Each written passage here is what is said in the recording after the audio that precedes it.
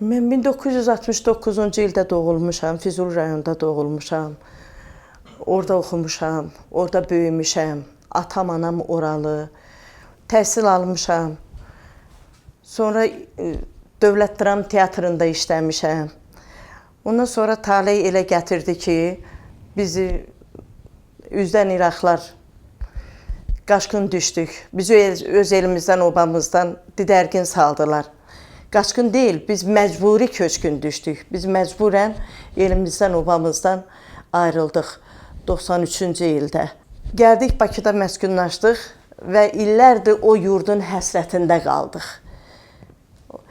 Hər gün demək olar ki, gecə və gündüz fikrimdə, yatanda da, duranda da öz ata, ana yurdum.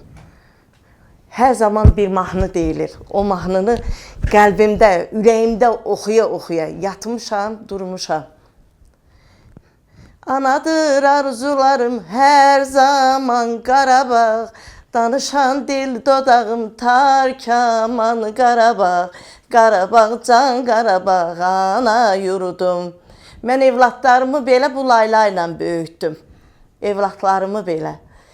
Ancaq biz bilməzdik ki, bir gün möcüzə olacaq, gün gələcək, vətənimin bax belə bir igid oğlanları, belə bir vətənpərvər oğlanları, dövlət başçımız, bir günləri bizim müzəffər ordumuz, bizim Allah şəhidlərimizə rəhmət eləsin, bizim Qarabağımızı, ata-ana yurdumuzu, vətənimizi işğaldan azad eləyəcək.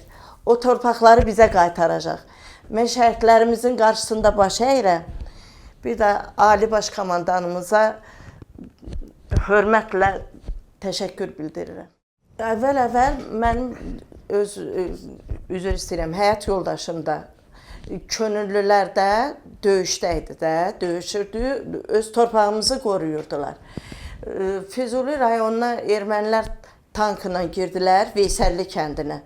Girdilər. O Veysəlli kəndinə girəndə o artıq gəldi, dedi ki, Füzulidə siz qadınlar, uşaqlar, sizi təhlükədən aralamalıyıq da, siz buradan çıxmalısınız. Sizi çıxardaq, yaxın kəndə yerləşdirək, amma kişilər çıxmadılar, şəhərdə qaldılar, şəhərin özündə qaldılar. Mən çox üzr istəyirəm, evladıma da hələ dünyaya gəlməsinə 2 ay qalmışdı, böyük evladımın. Çox streslər, həyəcanlar yaşamışam onun gün. Onu 32 ildir o yaşadığım həyəcanı yenə də yaşayıram. Yəni evlandığımda ciddi problemlər oldu, keçirdiyim o streslərdən. Biz gəldik Füzuli rayonun elə bir ata yurdum var Qaraxanbəyli. Gəldik orada məskunlaşdıq. Amma nədir?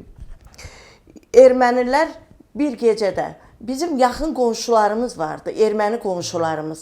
Bilmirdim nə baş verir. Bunlar yavaş-yavaş köç elədilər. Evlərini satdılar, köçdülər. Evlər Füzuli dağılmamış hələ.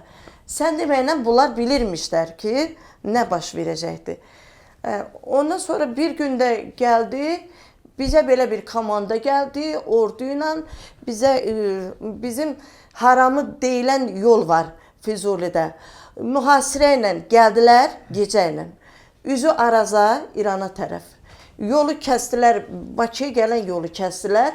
Üzü Araza tərəf bizi hərbi geyimlə çıxın buradan dedilər. Bizi məcburən elimizdən, obamızdan çıxartdılar. Arazdan keçdik biz. Arazdan keçəndən sonra çerez İran. Beləsi var yolu ilə gəldik Bakıya. Bizi məcburən evimizi talan elədilər, yandırdılar.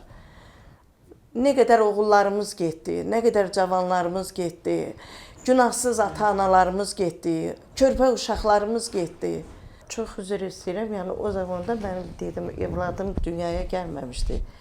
O keçirdiyim stressdən, o qorxulardan, həyəcandan 32 yaşı vardı.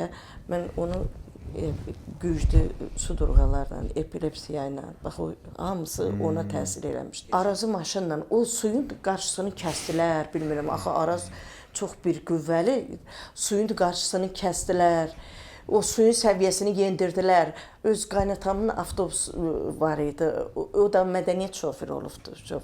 Biz onu suyu endirəndən sonra İranda Biz o arazı keçdik o üzə. Arazı keçəndən sonra biz beləsi var yolu gəldik Bakıya. Heç bir şey gətirmədim. Heç bir şey. Çünki mənim öz yoldaşım dedi qoymaram bu evdən bir çöp də götürürlər. Özü hərbidə olduğu üçün, özü döyüşdüyü üçün dedi ki, birinci əgər biz buradan biz köçmürük. Biz məcburən evimizi tərk eləyirik. Biz yenə qayıdacağıq. Amma maalesef ki, qayıtmadıq. Yəni sübut olaraq mənim orada qalan evim eşiyimin böyük videosu var. Toy videom var mənim. 91-ci ildə evlilik quranda video çəkilib, bizim rayonumuz, bütün hamısı çəkilib, evimiz çəkilib, Füzulidə olan evimiz. Əvvəlcə Obşitildə yaşadıq, neçə illər, 2012-ci ilə kimi Obşitildə yaşadıq.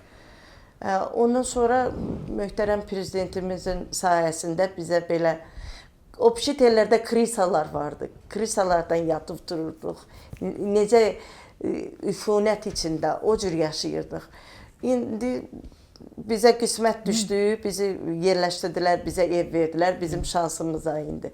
Amma yenə də mən vətənimi istəyirəm, doğma torpağımı, ata yurdumu.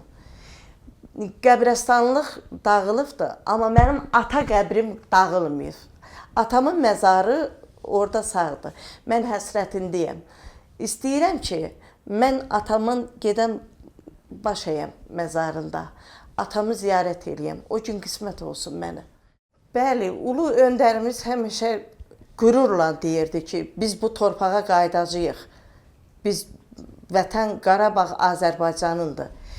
Biz inanırdıq da. Amma insanıq da, biraz baxanda o dəhşətlər gözümüzün qabağına gələndə deyirdik, görəsən bu olacaqmı? Belə bir şey olacaqmı? Amma mənim bir balaca oğlum, balacaydı hələ, bizə bu evi verəndə, biz bu qapıdan içəri girəndə, ora baxdı, bura verildi. Ana, mənə elə gəlir ki, 1-ci sinifdə oxuyurdu. Biz buradan gedəcəyik, buradan da gedəcəyik. Bizim torpaqlarımız alınanda birinci mənim ata yurdum Qaraxanbəyli, o kənd alınıbdı.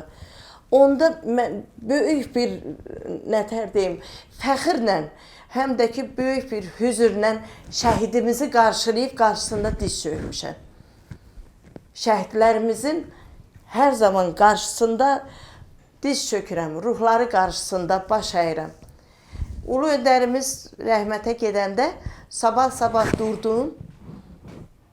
Gördüm bayraqların hamısında qara var. Qırmızı qara bağlanıb. Orada mən eşitdim ki, ulu öndərimiz rəhmətə gedib. Dedim, şair deyiləm mən. Amma bir anlıq dedim. Bəlkə şairlər eşidər, mənim sözümü deyər belə, amma mən bilmirəm, ürəyimdən gələn sözü dedim. Of, ürəyim parçalandı, Azərbaycan. Bayrağının köksündə mən qara gördüm. Neçə qız gəlinin ürəyində yara gördüm. Səbirli ol, Azərbaycan. Mətinli ol, Azərbaycan. Gün gələcək, bayrağımız zirvələrə yüksələcək. Yağı düşmən məhv olacaq. Millətimiz torpağına dönəcək. Mətinli ol, Azərbaycan. Sən nizamilər, füzulilər, cavanşirlər diyarısan. Ən əsası Heydər Baba oylağısan. Heydər Əliyevin, ulu öndərimizin matəm günündə mən bu şeiri bilmirəm. Bayrağımızın köksündə qaranı görəndə xalqımıza səbir dilədim. Səbir dilədim və güman elədim ki, bir gün biz o torpağa qayıdacağıq. O hissləri izah eləmək olmur ki.